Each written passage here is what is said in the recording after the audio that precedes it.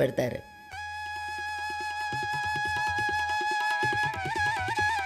వీటితో పాటు 7 రకాల కూరలతోటి కలగాయ పులుసు వండుకుంటాం.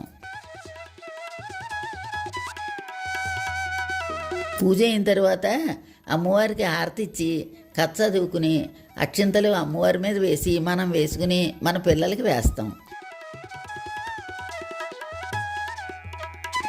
పసుపు తాళ్ళకి పసుపు కొమ్ములు కట్టి అమ్మవారి దగ్గర పెట్టి పూజ చేసి ఒకటి అమ్మవారికి కట్టి ఒకటి మనం కట్టుకుని ఆడపిల్లలకి కడతాం.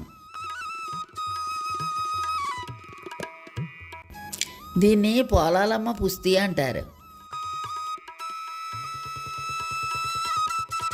పూజ అంతా అయిన తర్వాత ఆఖరిగా అమ్మవారి దగ్గర నేల మీద పాలు పెరుగు నెయ్యి పెట్టి చేత్తో అలికి, అమ్మా నీ ఇల్లు నేను పాలు పెరుగు నెయ్యి పెట్టి అలుకుతాను, మాకు చంటి బిడ్డల్ని ఇచ్చి కాపాడమ్మా